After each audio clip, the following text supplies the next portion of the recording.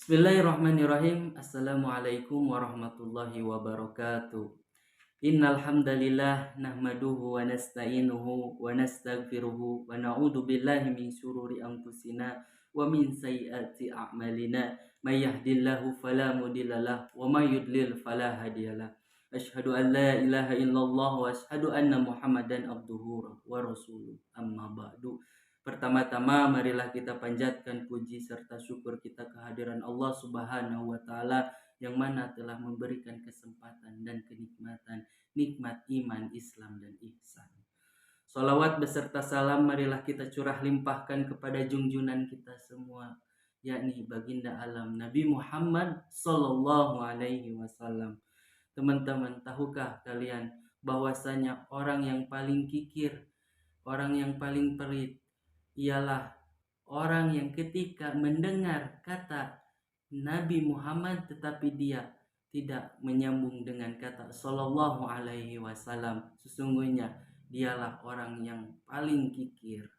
Maka dari itu, ketika kita mendengar kata Nabi Muhammad, maka kita sambung dengan kata sallallahu alaihi wasallam supaya kita tidak termasuk orang-orang kikir. Tak lupa kepada keluarganya, para sahabatnya, para tabi'in, dan semoga sampai kepada kita selaku umat akhir zaman yang senantiasa mengharap ridho terus syafaatnya hatta yaumul kiamah, karena dengan syafaat beliau insya Allah kita akan selamat.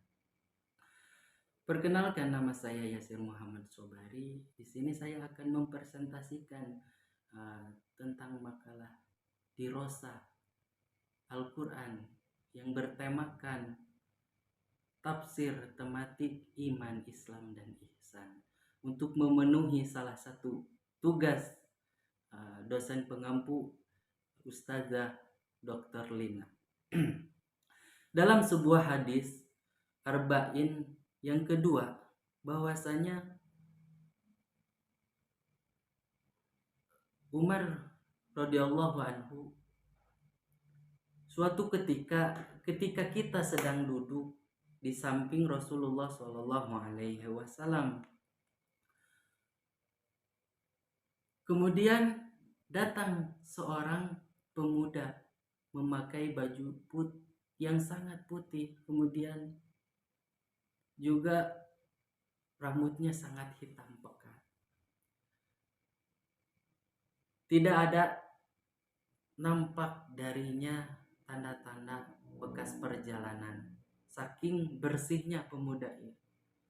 Kemudian tidak ada satupun dari kami pun yang mengenali pemuda tersebut. Lalu pemuda tersebut menghampiri Rasulullah Shallallahu Alaihi Wasallam dan duduk seraya lututnya ditempelkan kepada lutut Nabi Muhammad Shallallahu Alaihi Wasallam dan seraya berkata, jelaskan aku tentang Islam. Kemudian Rasulullah Shallallahu Alaihi Wasallam menjawab, Islam adalah engkau bersaksi bahwasanya tiada Allah yang patut disembah, kemudian Nabi Muhammad adalah utusan Allah, kemudian engkau menunaikan puasa, mendirikan sholat, melaksanakan zakat, dan menunaikan ibadah puasa, ibadah haji jika mampu. Kemudian pemuda ini membenarkan, Anda benar. Lalu para sahabat pun terheran-heran. Dia yang bertanya, dia pula yang membenarkan. Kemudian pemuda ini bertanya lagi kepada Rasulullah, jelaskan aku tentang iman. Lalu Rasulullah Shallallahu Alaihi Wasallam menjawab, engkau beriman kepada Allah, kepada malaikat-malaikatnya, kepada kitab-kitabnya, kepada rasul-rasulnya, dan hari akhir, dan engkau beriman kepada takdir yang baik maupun yang buruk.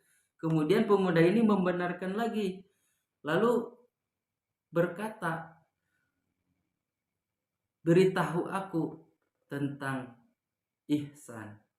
Lalu Nabi SAW menjawabnya, ihsan adalah engkau beribadah kepada Allah seakan-akan engkau melihatnya. Jika engkau tidak melihatnya, maka sesungguhnya Allah melihat engkau.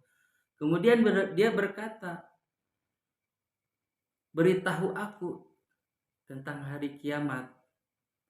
Lalu Rasulullah SAW menjawab, yang ditanya tidak lebih tahu daripada yang bertanya. Lalu pemuda ini berkata, beritahu aku tanda-tandanya, tanda-tanda kiamat.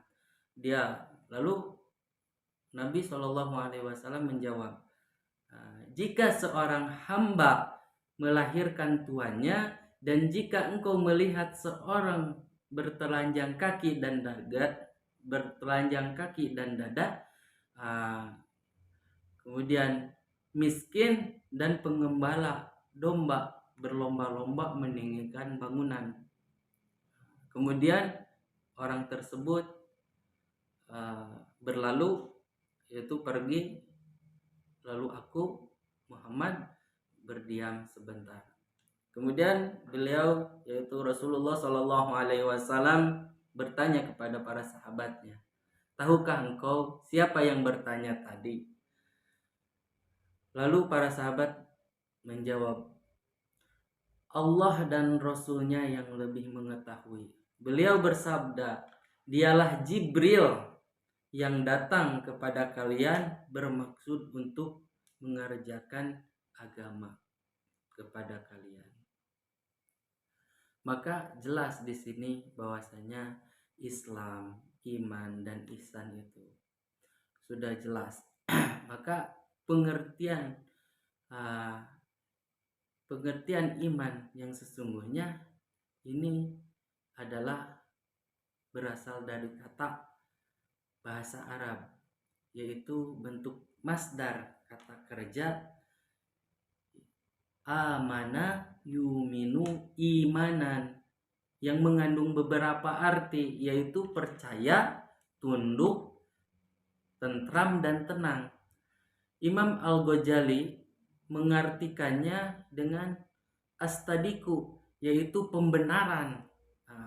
Kemudian menurut Syekh Muhammad Amin Al-Khudri, bahwasanya iman itu ialah membenarkan. Pembenaran menurut Imam Muhammad Amin Al-Khudri, bahwasanya iman ialah pembenaran dengan hati. Kemudian iman menurut Abu Hanifah ialah mengikrarkan dengan lidah dan membenarkan dengan hati.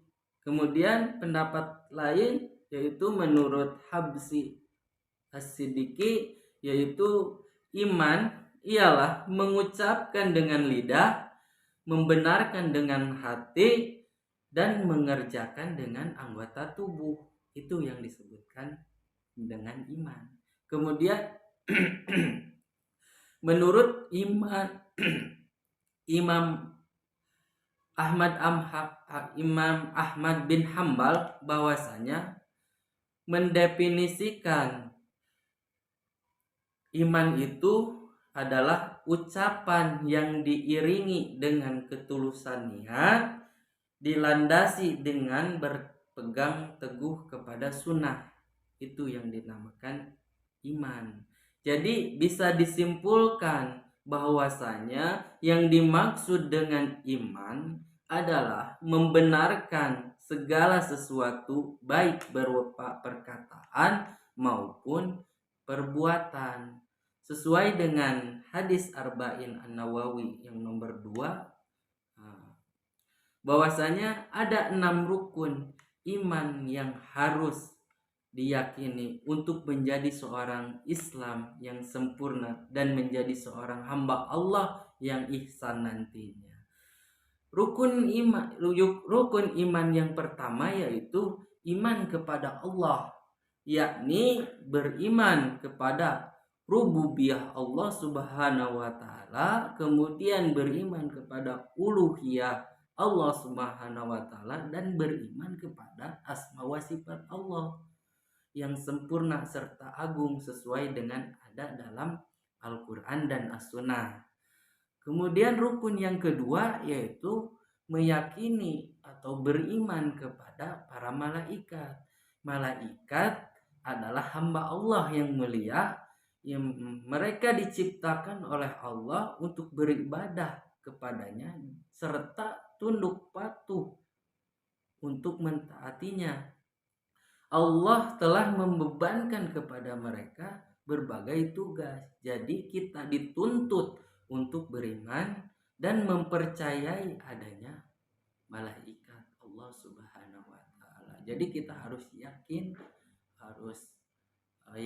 mengimani bahwasanya ada para malaikat.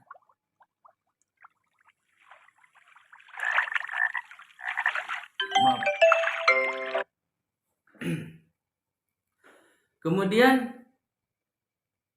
rukun iman yang ketiga yaitu beriman kepada kitab-kitab Allah. Allah yang dan mulia telah menurunkan kepada para rasulnya kitab mengandung petunjuk dan kebaikan. Di antaranya kitab Taurat diturunkan kepada Nabi Musa. Kemudian kitab Injil diturunkan kepada Nabi Isa. Kitab Zabur diturunkan kepada Nabi Daud. Dan kitab Al-Quran diturunkan kepada Nabi Muhammad Sallallahu Alaihi Wasallam. Jadi yang kita yakini, yang wajib diyakini dalam beriman kepada kitab-kitabnya yaitu ada 4 yang wajib, Zabur, Injil, Taurat, dan Al-Quran. Kita yang harus diyakini bahwa tidak hanya Al-Quran saja, tetapi kita harus yakin bahwa ada 4 kitab yang wajib. Selebihnya mungkin ada banyak kitab-kitab yang lain.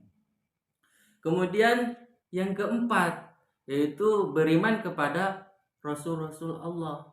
Allah telah mengutus kepada makhluknya para rasul. Rasul yang pertama adalah Nabi Nuh dan rasul yang terakhir adalah Nabi Muhammad Shallallahu Alaihi Wasallam.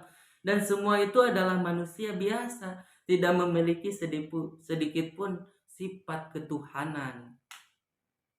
Mereka adalah hamba-hamba Allah yang dimuliakan dengan kerasulannya, dan Allah telah mengakhiri semua syariat dengan syariat yang diajarkan kepada Nabi Muhammad SAW yang diutus untuk seluruh manusia. Maka tidak ada nabi lagi sesudahnya. Ketika ada yang mengaku nabi setelah Nabi Muhammad, maka itu adalah kesesatan yang nyata. Kemudian yang kelima, rukun iman yang kelima yaitu beriman kepada hari akhir, di mana kita harus meyakini bahwasanya ada hari kiamat, tidak ada hari setelahnya ketika Allah membangkitkan manusia dalam keadaan hidup untuk kekal di tempat yang penuh kenikmatan atau kesengsaraan. Beriman kepada hari akhir meliputi beriman kepada semua yang akan terjadi setelahnya, seperti kebangkitan, hisab, kemudian surga dan neraka. Maka kita harus mengimani hari akhir, bahwasanya ada kehidupan setelah kehidupan dunia, maka yaitu kehidupan akhirat. Kemudian rukun yang keenam ini beriman kepada takdir atau ketentuan Allah. Takdir artinya beriman bahwasanya Allah telah mentakdirkan semua yang ada dan menciptakan seluruh makhluk sesuai dengan ilmunya yang terdahulu dan menuntut kebijaksanaan. Maka segala sesuatu telah diketahui oleh Allah serta telah pula ditulis di sisinya, dan dialah yang telah menghendaki dan menciptakannya. Jadi sebelum kita dilahirkan di dunia, lahir ke dunia, maka kita sudah ditentukan oleh Allah kehidupan kita, rizki kita, jodoh kita, cilaka kita hidup akan gimana, itu sudah ditentukan.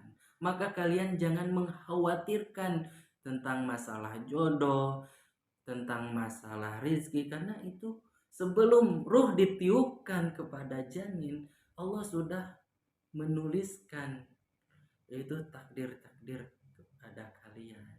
Maka yang harus dikhawatirkan itu adalah bagaimana kita menjalani kehidupan setelah kehidupan di dunia. Maka Rasulullah Shallallahu Alaihi Wasallam bersabda di sini, orang yang paling cerdas itu sesungguhnya bukanlah orang yang memiliki IQ yang tinggi. Bahwasanya orang yang paling cerdas itu yang senantiasa memikirkan kehidupan setelah kehidupan dunia. Seperti itu. Jadi bukanlah orang yang paling cerdas itu bukanlah orang yang memiliki kedudukan yang tinggi, PK yang tinggi, melainkan selalu memikirkan kehidupan setelah kehidupan di dunia. Seperti itu teman-teman. Kemudian selanjutnya itu adalah pengertian dari rukun iman. Kemudian yang kedua, dalam konteks hadis Arba'in An-Nawawi yang kedua itu yaitu tentang Islam. Maka pengertian Islam berasal dari kata bahasa Arab, adalah bentuk masdar dari kata kerja aslama yuslimu islaman, yang secara etimologi mengandung makna sejahtera, tidak cacat, selamat. Seterusnya kata salam dan silam mengandung arti kedamaian, kepatuhan, dan penyerahan diri. Dari kata-kata ini dibentuk kata salam sebagai istilah dengan pengertian sejahtera, tidak tercela, selamat, damai, patuh, berserah diri. Dari uraian kata-kata itu, pengertian Islam dapat dirumuskan, yaitu taat dan patuh dan berserah diri kepada Allah Subhanahu wa Ta'ala. Sedangkan secara istilah kata Islam menurut An-Nawawi dalam Syarah Muslim, beliau mengatakan Islam berarti menyerah dan patuh yang dilihat secara dohir. Kemudian menurut Al-Maudud berpendapat bahwasanya Islam adalah damai. Maksud seseorang akan memperoleh kesehatan jiwa dan raga dalam arti sesungguhnya hanya melalui patuh dan taat kepada Allah. Contohnya ketika kita melaksanakan kemaksiatan atau larangan-larangan Allah, maka hati kita tidak akan pernah tenang. Tapi ketika sebaliknya, ketika kita menjalankan syariat-syariat Allah atau perintah-perintah yang Allah perintahkan, maka hati kita akan tenang, tentram, damai.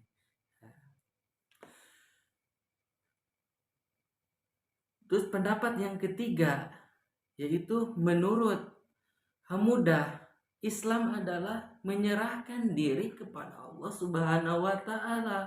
Maksudnya patuh kepada kemauan Allah, yaitu perintahnya, dan taat kepada hukumnya. Dalam beberapa pengertian ini dapat disimpulkan bahwasanya Islam itu ialah tunduk dan taat kepada perintah Allah Subhanahu wa Ta'ala dan menjauhi segala larangannya.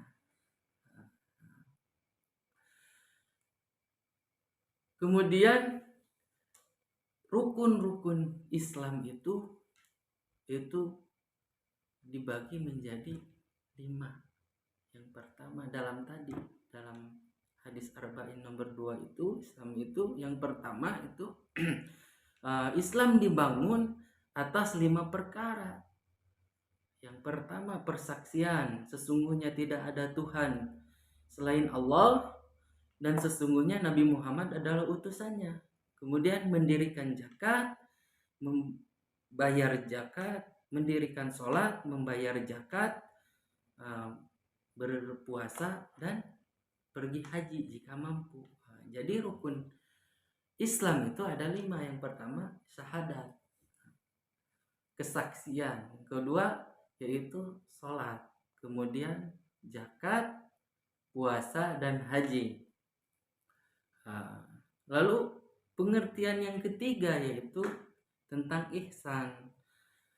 Kata ihsan berasal dari kata bahasa Arab, dari kata kerja, yaitu ahsanu yuhsinu ihsanan. Nah, itu dalam artian perbuatan baik. Menurut istilah, ada beberapa pendapat.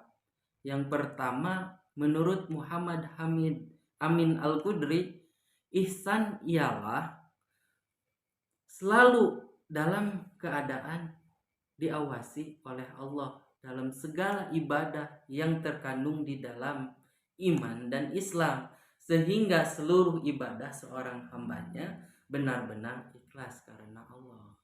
Kemudian menurut Imam An-Nawawi, ihsan adalah ikhlas dalam beribadah dan seorang hamba merasa selalu diawasi oleh Allah dengan penuh khusyuk, tunduk, dan sebagainya. Jadi ihsan itu adalah selalu merasa diawasi. Ketika kita ingin berbuat dosa, karena kita selalu merasa diawasi, maka kita tidak akan pernah. Kemudian apa sih hubungannya antara iman, Islam, dan ihsan? Iman, ihsan, Islam adalah satu sama lain memiliki hubungan karena merupakan unsur-unsur agama ad-din. Iman, Islam, dan ihsan adalah satu kesatuan yang tidak bisa dipisahkan satu dengan lainnya. Iman adalah keyakinan yang menjadi dasar akidah. Keyakinan tersebut kemudian diwujudkan melalui pelaksanaan kelima rukun Islam. Sedangkan pelaksanaan rukun Islam dilakukan dengan cara ihsan sebagai upaya pendekatan diri kepada Allah. Selain itu, iman, Islam, dan ihsan sering juga diibaratkan atau dihubungkan antara ketiganya adalah seperti segitiga sama sisi, yang artinya berkaitan erat. Segitiga tersebut tidak akan terbentuk kalau ketiga sisinya tidak saling berkaitan atau tidak saling mengikat. Jadi manusia yang bertakwa harus bisa meraih dan menyeimbangkan antara iman, Islam, dan ihsan. Kemudian di dalam Al-Quran juga disebutkan bahwasanya Islam, iman, dan ihsan memiliki keterkaitan, yaitu dalam Quran surat Al-Maidah yang artinya pada hari ini aku telah sempurnakan bagi kalian agama kalian dan aku telah menyempurnakan nikmat kepada kalian dan aku telah ridhoi Islam adalah agama yang benar bagi kalian. Kemudian dalam surat Ali Imran ayat 19, Inna dina indallahil Islam, sesungguhnya agama yang paling diridhai di sisi Allah hanyalah Islam. Di dalam ayat tersebut dijelaskan kata Islam selalu diikuti dengan kata ad-din yang artinya agama. Ad-din terdiri atas 3 unsur, yaitu iman, Islam, dan ihsan. Dengan kata lain, dapat dinyatakan bahwa iman merupakan keyakinan yang membuat seorang benar-benar Islam dan menyerahkan sepenuh hati kepada Allah Subhanahu wa Ta'ala dengan menjalankan syariatnya dan meninggalkan segala larangannya. Kemudian selanjutnya, apa perbedaan antara iman, ihsan, dan Islam? Di samping adanya hubungan di antara ketiganya, juga terdapat perbedaan di antara sekaligus merupakan identitas masing-masing. Iman lebih menekankan pada segi keyakinan di dalam hati, kemudian Islam merupakan sikap untuk berbuat dan beramal, sedangkan ihsan merupakan pernyataan dalam bentuk tindakan nyata. Dengan ihsan seseorang bisa diukur tipis atau tebal iman seseorang. Iman dan Islam bila disebutkan secara bersamaan, maka yang dimaksud dengan Islam adalah amal perbuatan yang nampak, yaitu rukun Islam yang 5. Dan pengertian iman adalah amal perbuatan yang tidak nampak, yaitu rukun iman yang 6. Dan bila hanya salah satu yang disebutkan saja, maka maksudnya adalah makna dan rukun keduanya. Ruang lingkup ihsan lebih umum daripada iman dan Islam. Daripada iman. Dari iman lebih umum daripada Islam. Ihsan lebih umum dari sisi maknanya, karena ia mengandung makna iman.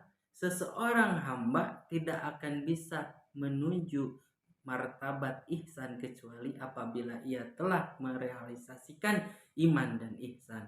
Lebih spesifiknya dari sisi pelakunya, karena ahli ihsan adalah segolongan ahli iman, maka setiap muhsin adalah mukmin dan tidak setiap mukmin adalah muhsin. Kemudian keutamaan iman, Islam dan ihsan bagi manusia, yaitu bagi pemeluknya, Islam mengetahui dengan pasti bahwa Islam tidak sah tanpa iman, sedangkan dan iman tidak sempurna tanpa ihsan. Sebaiknya ihsan akan mustahil tanpa iman, dan iman juga tidak mungkin tanpa Islam. Dari sahabat Ali berkata, sesungguhnya iman itu terlihat seperti sinar yang putih. Apabila seorang hamba melakukan kebaikan, maka sinar tersebut akan tumbuh dan bertambah sehingga hati berwarna putih. Sedangkan kemunafikan terlihat seperti titik hitam. Maka bila seseorang melakukan perkara yang diharamkan, maka titik hitam itu akan tumbuh dan bertambah hingga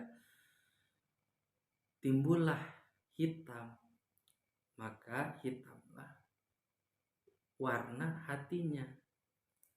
Jadi iman, Islam dan ihsan mempunyai keutamaan yang sangat besar dalam pandangan Islam. Ini karena bagi para pelakunya akan diberikan hadiah surga sebagaimana yang telah dijanjikan oleh Allah Subhanahu wa taala. Jadi intinya iman, Islam dan ihsan itu adalah suatu kesatuan yang harus kita lakukan dan kita patuhi. Kesimpulannya, yang pertama, iman adalah ucapan yang disertai dengan perbuatan diiringi dengan ketulusan niat dan dilandasi dengan sunnah. Islam adalah inisial seseorang masuk ke dalam lingkaran ajaran ilahi, sedangkan ihsan adalah cara bagaimana seharusnya kita beriman kepada Allah Subhanahu wa taala. Yang kedua, iman, Islam, ihsan adalah satu kesatuan yang tidak bisa dipisahkan satu dengan lainnya. Iman adalah keyakinan yang menjadi dasar akidah. Keyakinan tersebut kemudian diwujudkan melalui pelaksanaan kelima rukun Islam. Sedangkan pelaksanaan rukun Islam dilakukan dengan cara ihsan, yaitu sebagai upaya pendekatan kepada Allah Subhanahu wa taala. Kemudian yang ketiga, iman lebih menekankan Pada segi keyakinan, di dalam hati Islam adalah sikap aktif untuk berbuat atau beramal. Sedangkan ihsan merupakan perwujudan dari iman dan Islam yang sekaligus merupakan cerminan dari kadar iman dan Islam itu sendiri. Islam, iman, dan ihsan mempunyai keutamaan yang sangat besar. Ketika aspek ketiga ini bisa terlaksana, maka Allah akan menjanjikan surga. Terima kasih. Mohon maaf. Terima kasih apabila ada kata-kata yang tidak mengenakan atau menyinggung perasaan. Mohon dimaafkan karena kebodohan dari kami. Sesungguhnya tidak ada niatan untuk menyakiti. Terima kasih. Saya ucapkan sekali lagi mohon maaf yang sebesar-besarnya. Jika ada kekeliruan mohon dimaafkan. Wabillahi taufiq wal hidayah wa ridha wal inayah ila aqwamit thoriq. Wassalamualaikum warahmatullahi wallahul muwaffiq ila aqwamit thoriq. Wassalamualaikum warahmatullahi wabarakatuh.